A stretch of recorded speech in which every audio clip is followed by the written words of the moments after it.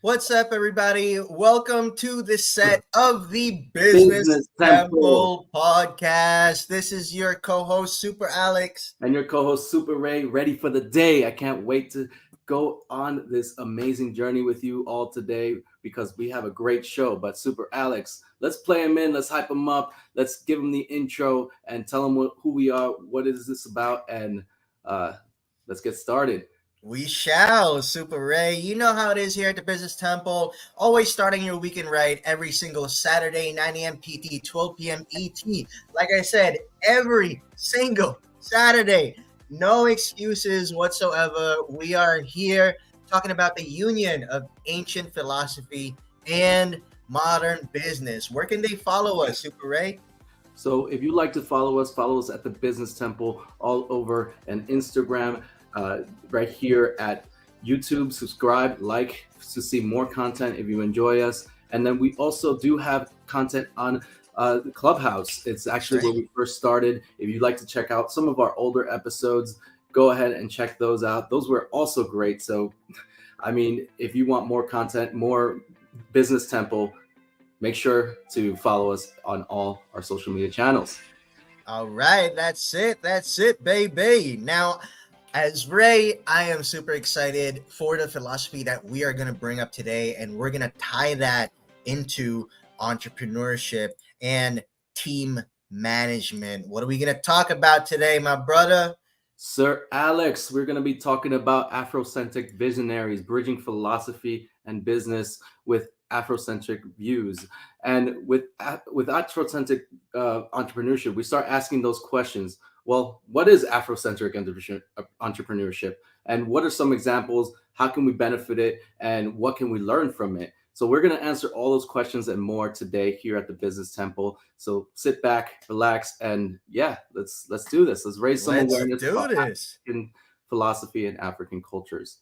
That's right. I was so excited doing research for this episode. We have not introduced African philosophy so far. There's been a lot of Western, Eastern philosophy, but nothing Afrocentric. So this is the first time we're actually going to be doing this, and we want to mostly relate everything to team management because my view on Afrocentric entrepreneurship is community.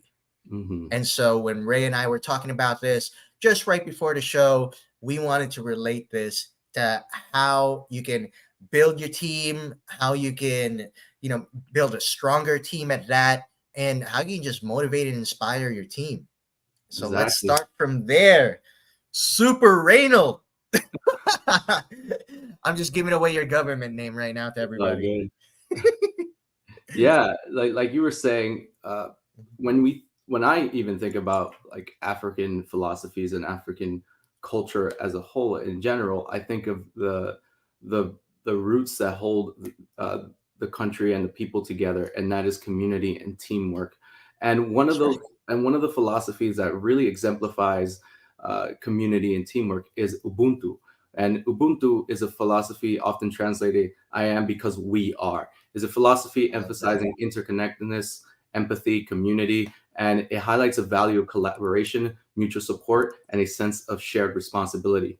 And in modern business, it's important to have a team and a well put together team that focuses on the collective growth instead of the individual, just the individual. And many businesses and corporations that incorporate this do tend to have like your corporate social responsibilities initiatives, as well as like your diversity inclusion missions. Yeah. And it's all about trying to get everybody together and collectively have shared ideas in order for the company to succeed and grow. So I'm super excited to introduce this philosophy and talk about that portion of team building and teamwork and how that is embodied in African philosophy and cultures through Ubuntu. Let's do it. I'm so glad we decided to, talk about teamwork, how to build a dream team through this ancient philosophy, And one quote I want to anchor my next answer to is the very famous quote. Ray and I use it all the time. Yes. If you want to go fast, go alone. If you want to go far, go together. Yes.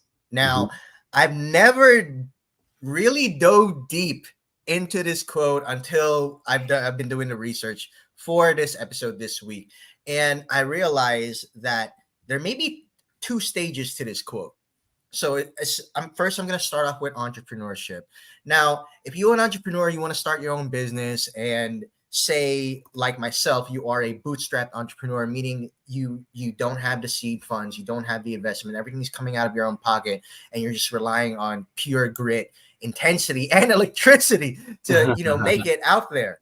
Yes. So the thing is, to begin, if you want to go fast, I think you do have to go alone first. Does that make sense, man? Like You're if you, switching up the quote today. I love it. I'm just really diving deep on this one for everybody here, and let me know what you think, Super Ray. So when I started out as an entrepreneur 8 years ago, people thought I was crazy. I thought I was crazy. It's like, what the hell am I doing? Why am I leaving these golden handcuffs for something that I wasn't sure about or had no certainty over? And a lot of people were telling me off, don't do this, don't do that, don't start this, don't start that. You're gonna fail. You're not gonna make it. It's gonna be hard. And at that point, I really felt alone. You know Mhm. what I mean? But then at that time, it didn't matter if I was alone or not. I still had to fulfill the vision that I had for my company. And so entrepreneurs might oftentimes might find themselves in the beginning, you actually might have to go at it alone. Mhm. That And is true. will go fast if you will go alone. Fast by meaning, you know what? Let me just pull the trigger on this, take the first step. Let me launch this business. I see. So there will be that progress. But the further you progress in your business, the longer you stay in business, you definitely have to collaborate and work with other people, build that power circle, build that dream team, circle of champions, whatever you want to call it. You need that because in entrepreneurship, it's a marathon. At first, it's a race. Then it becomes a marathon. And then when you're running a marathon, you need that people in your corner to help you further reach the bigger picture of your vision. And So you so heard. I think it's two stages to this quote. There, No, no, Alex, I hear you. I hear you. I'm gonna give you the quote right now that you can tell everybody that this is the Alex Padron quote. As an entrepreneur, it you have to go fast, so go alone. But once you, if you want to go fast, go Mhm. alone. But if you want to go further, find go together. I don't know. It works like that. I messed it up, but I'm trying to get you that highlighted quote here for you and for everybody out there that just heard Alex explain perfectly what it means to be an entrepreneur, especially when you're in the early stages as a solopreneur, that you do want to go fast and you also at a certain stage want to go together so you can continuously have that growth and stay in business. So Yes. I really enjoy the way Yes. that you kind of view that and think about it. And I would say though, Alex, and I'm always here to just kind of Yeah. open our brains a little bit, Go get it. I would say the reason why we tend to go faster alone is because even as a solopreneur, you feel a sort of uh, kind of rush. You have that sort of it's really more so about responsibility. If you're going alone and you don't really, you can set your own pace. You can set that pace that you want to for I love yourself, that. and Yeah. the pace that you want to set, especially when you're in a business owner, is that you do want to go fast because time is money in business. If you're going That's right. slow, you're draining resources, you're draining energy, you're draining time. Like you, as a business owner, those are invaluable things that you can't get back. Money, yes, you can accumulate at certain points in your life and in business, but something that's very invaluable is time. So you have to just crunch, put your head down, work on your business, and go as fast as you can. And the thing is, most people, they might not be able to keep up with your pace. So now you're thinking, okay, well, I'm moving this fast. I want my business to grow. Now I Hmm. got to bring more people in. You only bring people when you're at a stage where you want sustainability. And I love the fact that you broke that down, Alex, in the way that it's more about thinking of, yeah, you do have to move fast when you're a solopreneur. You want to make sure that your business is growing. But if you want to sustain and keep that business, you got to make sure you bring people on. That's right. Because as we've said many times on the Business Temple podcast, is that no one is self-made. No. No one is absolutely self-made. All right. So you need to collaborate with people. You need people in your organization, people surrounding you, mentors, coaches surrounding you who will help uplift you for you to achieve whatever vision you have for your company. And so I've Ubuntu, never looked only at this because we quote are. before like that. Exactly. The interconnectedness of everything, and talking about Ubuntu, I have always told myself that collaboration trumps competition. Mm, So if I'm out here focusing on collaboration instead of focusing on my rivalries, I know that I can make it further. And I know that I've got Super Ray by my side, all of our circle of champions out there, power circle, I like to call it. They're the ones who help lift me up. And it's extremely, extremely important that you hear what we have to say about this, because teamwork, oh my gosh, that's something that really does make the dream work. I don't know how I will manage if I was on my own. I don't think solopreneurship is completely sustainable. So let's talk about teamwork. Where are we at with that, well, and I then how we mean, can play Ubuntu? if you think about it, take us for example. I don't necessarily believe I could do this podcast by myself. I think Right. that Same. you and I are a package deal when it comes to this podcast, and it really goes to show you that uh, the same thing is like if you find someone or you find a collaboration or a partner that works with you, you can see that you'll go faster and you'll go at a good pace if you're both on the same wavelength. And even if Yep. we're not individuals, we are still moving fast. And and yeah, just take a look at our relationship and the way that we operate and we work. We think as a unit, and when you're in Yes. a team, you want to make sure that the team also thinks as a unit. We're going after the same common goal, and today, like, we're moving towards that team building and talking about team building. I want to go over a few things that, let's say, makes a stronger team, because it's been talked about all the time. I'm sure if you're a business owner, if you worked at a corporate job or you worked in the business, they're always about, hey guys, teamwork makes the dream work, collaboration, and you hear this and you're just like, blah blah blah. There's this Mm-hmm. corporate BS, whatever. But I mean, the truth is the people that make the business, and if your team isn't operating as a unit, then you're failing the business. And Alex, today, let's give some pointers how to help build that collaboration. Maybe talk about how from the start to the beginning, how do you create a strong team? How do you keep a strong team? And how do you deal with any conflicts that arise within the team? First, I want to talk about actually recruiting the team. Yeah. You know what I mean? Ocean's For 11 for style. this, yeah, for this, I'm super selective, Mhm. and as a matter of fact, Super Ray here is even more selective than I. I think a couple of episodes ago we talked about an expiration date for friendship or something like that, No, come and on. that was really funny. And then That's why I'm one never thing I gonna want have to any mention, friends. yeah, one thing I do want to mention about that, though, is that it's really important that you are selective with the people that you let in your circle, whether it's your power circle, your confidants, or your team members at work, especially if you're an entrepreneur. Remember, Ray said earlier, you are spending resources on this, time for training, money for training, time and money together to build these relationships. So take a look at your recruitment process. Don't just hire someone because of skill.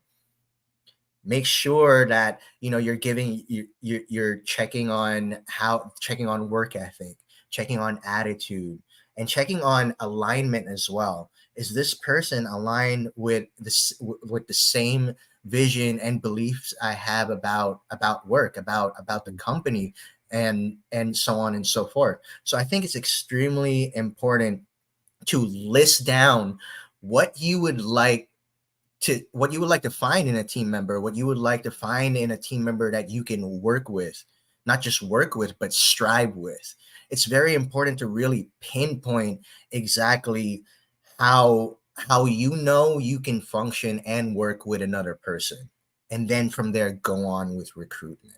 I'm not sure how solopreneurs or new entrepreneurs do it now, but when I started, I did not have a clue what I was doing when it came to recruitment.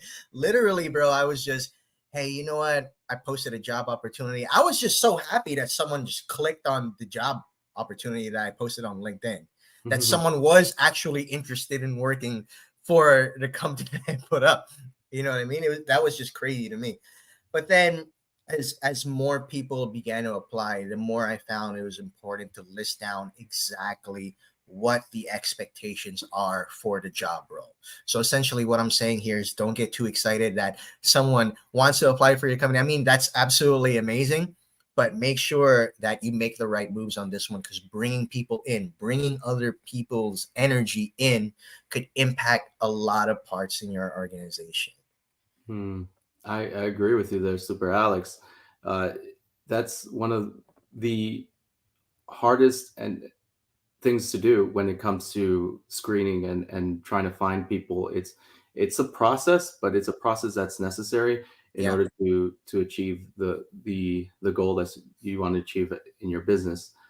And it's so weird because I just think about the hiring practices in Hmm. our day and age of like what do people look for when they look at someone's resume, for example.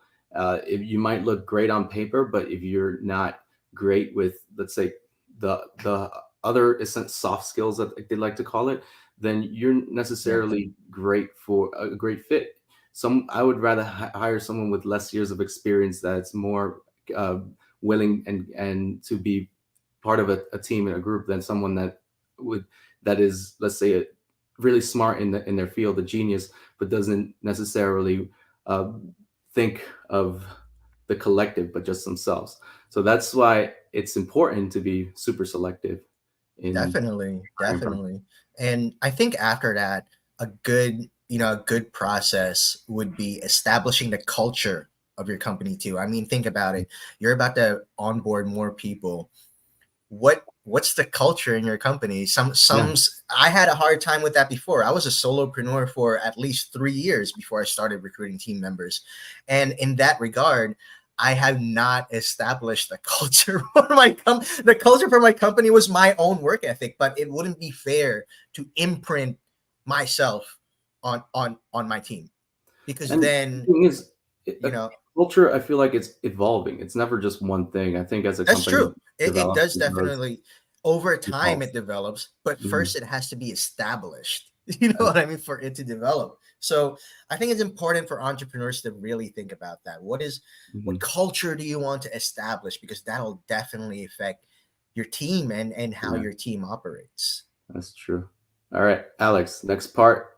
Now that you have the team, now that you recruited the individuals in your power circle, now what is next? What do you do next? How do you maintain that balance? How do you keep those people? And I know you mentioned a little bit about culture, but aside from culture, what are things that um, companies should do or entrepreneurs should do in order to maintain that I'm balance? coming, well, to answer that question and for clarity for everyone else, I'm coming from very small organization. We've been around for 8 years, but I've been working with or continue to work and with anywhere between 5 to 15 people at a time. So in that regard, it's very easy for me to get personal with my team.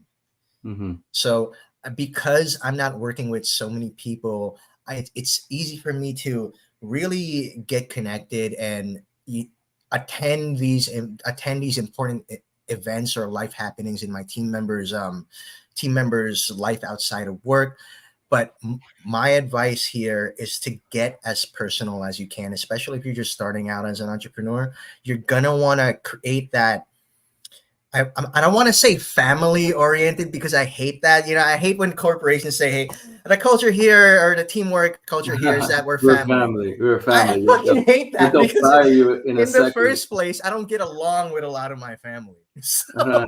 a lot of my own family. I don't want to bring that out there. But what I do say is that, you know what, we work hard here and we play hard. And I think that's the culture here at the Business Temple as well. It And is I right. live by that.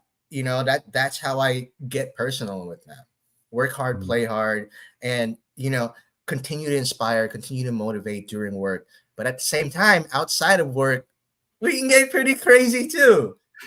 You know what I mean? So my first piece of advice there is just getting personal with them, getting personal with your team, Mm, building those bonds.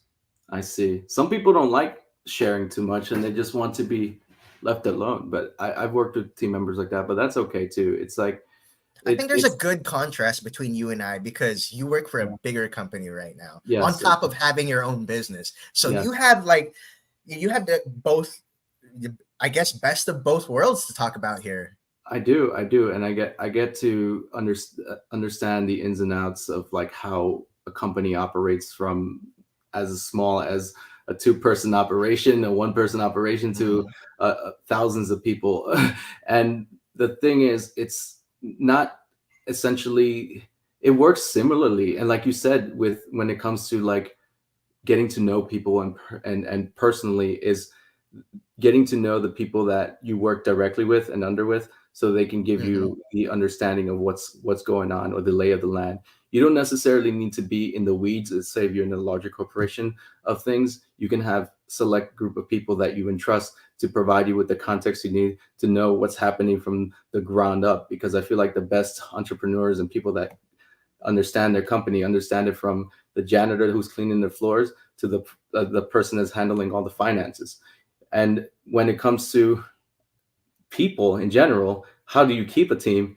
Yes, it's great. I mean, remember everybody's names is a good Mhm. start. Yeah, Be- definitely. Remembering everybody's names and connecting with them. But I also do want to mention, like the book that I read, like The Way of the Shepherd, really changed the way of my outlook and thinking of how I Mm. think of teams and building teams. Is knowing that if you see something that's off, you try to correct it as soon as possible. They Yeah. in that book they told a story about a black sheep that liked digging holes, that Mhm. didn't necessarily went along with what the objective was. He kept digging holes, messing up the landscape, and other sheep started seeing this black sheep digging holes and joined in. And you don't necessarily want to have holes all over your farm and all over your field. Exactly. So what you should do is, if you ever see something like this, make sure that you correct the behavior right away and either sell the sheep, get rid of the sheep. Even though the sheep is the top producing sheep that makes the best wool, you need to make sure that you are in control of the situation and in control of your flock, in control of the people that you are working with. I absolutely agree with that. You know, and another thing that I want to mention, let me know what you think about this one too, Ray. It might be a conundrum for some people. You know how leaders say that my door is always open, Hmm. but then actually it's not. You know what I mean? Which is where the conundrum comes from. So how do we beat that? You know, how do we help people be open? You know, we already talked about getting personal, and then we already talked about what you just mentioned. So how do we help the leaders out there, or the team leaders especially, live by this and actually make this happen? Mm. I think of the theory of like when you think of like crowd control Mm-hmm. or group think, certain instances and certain scenarios can make you feel like as if you're in this together. And Mm-hmm. take a fire, for example. If there's a fire in the building, what they noticed and what they studied is most people in like these larger buildings tend to actually cooperate with one another and leave the building in a very orderly fashion if there's a fire. Not like, I'm Mm-hmm. not talking like an intense thing, Yeah, yeah, yeah. or and now you're collectively thinking in that way where you're just kind of going and moving into the same direction and going to the same mission, because now you have a shared commonality. And I think that's important with businesses, to try to find a shared commonality, and even individuals, in order to make that connection. People tend to sympathize, empathize, and also collaborate easier with someone that they know have a shared thing together. I love that. I love that shared Yeah. commonality, shared goals, Yeah. basically. One common thing, and this is a trick for everybody, if you want to like, I don't know, make small talk and try to find a connection, music is a great way. So let's say you're Yeah. into certain types of music, or expand your music library, then you can make a connection with someone. Everybody loves the music. Everybody likes dancing, and that's probably one of the easiest ways to get connected with someone. And I do subscribe to the belief that you could tell a lot about a person based on their playlist. You know what I mean? And I think that's great, right? Definitely part of getting personal. And I like what you talk about common goals. And I want to build off that. I think more so than common goals as well. Ask them about their personal goals, Hmm. and how you can help your team members achieve that. Of course, nothing is completely centered around work, and I think it's important to care about their goals outside of work, what their personal goals are. Or it doesn't mean you have to do something about it, but the fact that you talked about it, the fact that you brought it to your own awareness and that you cared will mean something great to your team member. Hmm. Now, one thing I want to bring up here, Ray, question that I think we could answer: how do we deal with rivalry in teams? Oh yeah, that's the last part. How do we Hmm. deal with rivalry, conflict with teams? I think mediation is the best source of handling any situation. Funny story, when I was in high school, I was a conflict mediator. Were you? Yeah, I didn't know that about you, man. I was a conflict mediator at my high school, and it really helped me understand issues and problems and help try to find a solution. The most common thing, and it's just such a weird foreign concept, people actually just want to be heard. That's it. That's the secret. There's literally nothing to it. People just want to be heard. And if you sit two people down, have them have a discussion and talk things through in a way that there's a channel where someone can express their thoughts, opinions in a Yeah, in a way where it's not through fist or fighting, then that really helps. It really helps because now, even though the other person that you're having a disagreement is not hearing you, the person in the middle is actually trying to understand and decipher and is actually hearing you what you're trying to say, even if the person that you're having conflict with isn't. And that's all it is. And I think honestly, that's the whole concept of therapy. Therapists yeah, don't really I agree. do much in terms of providing solutions to anything. They just help you come to the answer yourself and help you find that why within yourself. And all they need is an ear, someone to listen to. And when it comes to conflict and strife between individuals in a team or in a group, mediate that shit. Yeah, and I think it's important for leaders to mediate that shit right away. Don't let it fester, because that type of negative energy in teams can go really bad. It's contagious too. People will start choosing sides, and you don't want to have to deal with that. I personally have not had to deal with that I've, when it came to my teams. I've had to So deal with this so many times. yeah, it's good that you're here for that contrast. I mean, I personally never had to deal with that. However, one thing I did have to deal with was team members who felt like they were kind of a stump. You know what I mean? Mm, Like they reach their peak. You want them to go further, but they're just an immovable object. So my next question here, when it comes to teams, and I want your insight to this, Ray, and I'll give you mine in a second, is that how do you deal with a stump? uproot it. So would that mean uproot to like kick out of the company, or uproot out of the comfort zone and giving other responsibility? What do you mean by that? I mean, uproot and that's it. Getting rid of the person because Mm-hmm. what do you associate a stump with? You associate a stump with not being able to move. If you're in a crisis situation, I would say maybe a stump or having a stable place to land on is essential. But at certain points, some people outlive their purpose, outlive their need or the company, and that's okay. Yeah, But yeah, the that is direction that you're okay. moving and the direction that you're going isn't necessarily the one that this person wants to stay in. And it's always a choice that the individuals can make, whether they want to move with the team or stay where they are. And if they continue to stay where they are, and imagine if you're in a marathon, for example, and the person wants to just they gave up at mile 10 and want to stay there, but you still have the energy to go. Are you going to stay at mile 10 just because it's individual wants to stay here, or you're going to keep going, moving with your people, trying to reach the end. And I think if we want to reach the end, if we want to reach that higher goal, we have to keep moving, and we can't stay Got you. uproot I the stump. What about you, uproot the Alex? stump. I I be, I have this process before. I've had to deal with stumps, Mhm, and I do agree with with your answer, Ray.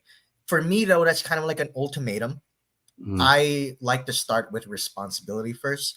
Like, hey, mhm. let me give this person responsibility for something that they, for example, are not too familiar with or haven't tried before. Or let me give this person more responsibility that they feel they think they can take on and see how their work ethic character transforms from there. If I see that they're still a stump, then definitely that has to be uprooted because I care about the team first.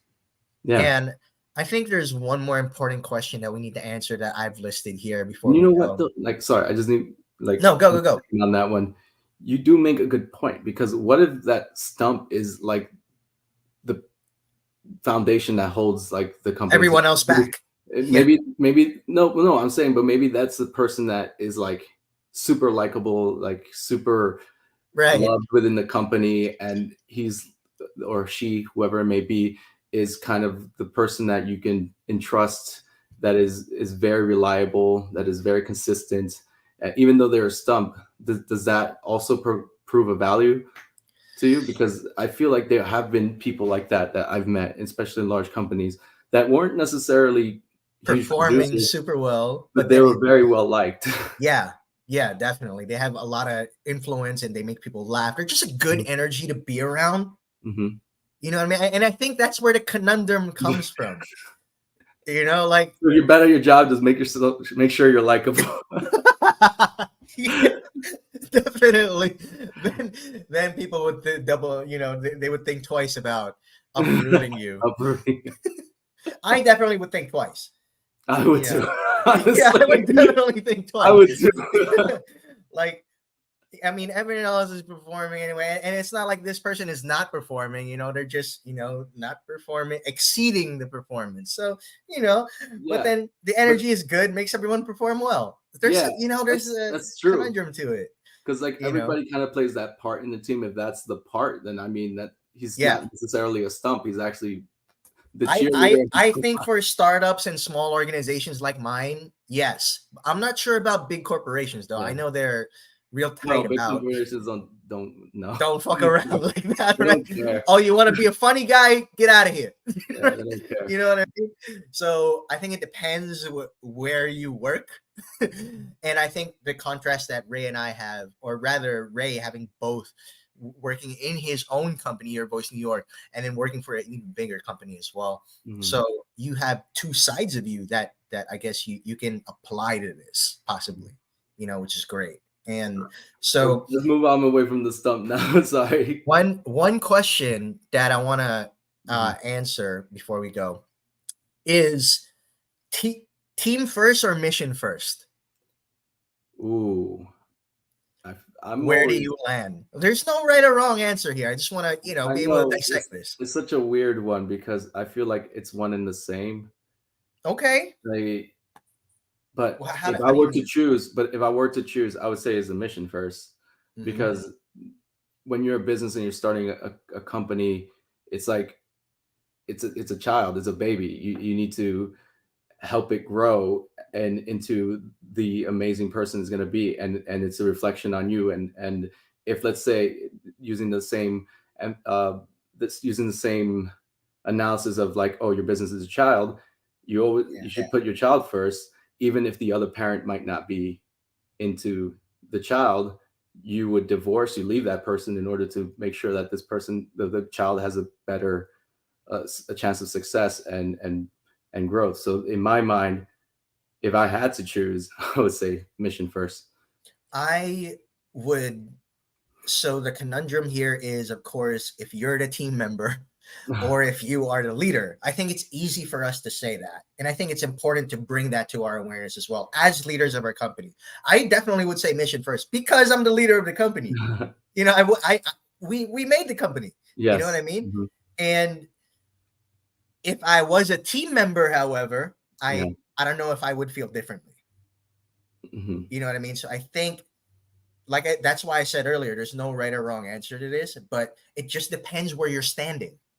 It's kind of like that idea and thought process where individuals that are part of a team always think, okay, the CEOs only care about profits. The CEOs only care about the lining their pockets with extraordinary amounts of money. I agree to that. No, don't get me wrong. I Yeah. agree to, like, I think it's egregious the amount of money that CEOs make compared to the lowest paid employees, like 278 times crazy. what their lowest employee is making, which is insane.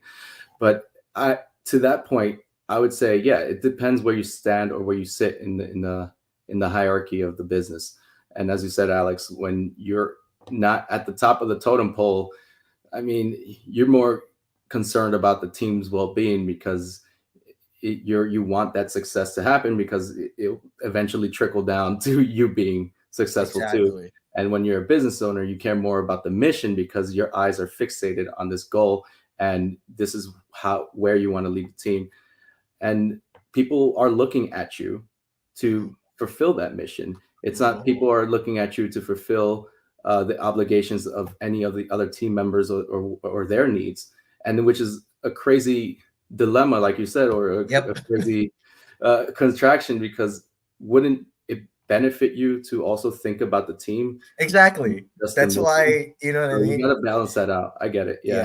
Yeah. So I think for, if you are a business owner, that problem may be more complex for you. But what I always say is that, you know what, business owner or not, pay your team right. Give them the right benefits if as much as you possibly can. And I think that will help. That will help the team. Basically, what I'm saying is equip the team to make the mission work. Oh, yeah. That's what I'm saying. Equip the team to make the mission work. Then so that you could focus on the mission. You know what I mean? That's true. That's what it is. When I say equip, whatever that means for you, to me it means pay them right. Give them the proper benefits, the days off that they need, whether mental health days off, sick leaves, whatever it is, vacation leaves. Give them that. The softwares too. Yes. Because I know how many equip them. Like graphic designers, training. They require a certain amount of training, and they also require certain software that might be expensive, but it's worth it at the end. You're establishing, you're making that connection, and you're also and people feel indebted sometimes when you do these kinds of things for them. If you take the time to train someone, if you take the time to help them and build their knowledge base, and they feel indebted, and they will contribute more and help you on your mission. There you go. Equip the team. Then the mission will work. Give them the swords and shields and helmets and all the things they need to go into battle. Because if you don't, then the chances of success are slim. That's right. That's right. Oh, man. What a great episode, Super Ray. I'm going to play them out. Thank you all, as usual, for starting your weekend over here at the set of the Business Temple, where we talk about ancient philosophy and modern business. Like I said earlier in the show, we are here every single Saturday, 9 a.m. PT, 12 p.m. PT. No excuses, absolutely, for Super Ray and I. So, oh my gosh, Ray, where can they find us? They can find us in all the social media channels, even here on YouTube at the Business Temple. Make sure you like, subscribe, leave a comment. Tell us what other philosophies you want us to talk about next, because we really appreciate the support that you have here, that you have given us, and help our channel grow. We're pretty small, but we're getting there. We're making it one day at a time. And just like in Ubuntu, we're a community here, and that's what we're here to build. I am because we are. Let's get it. Let's get it. Have a good one, everybody. Peace.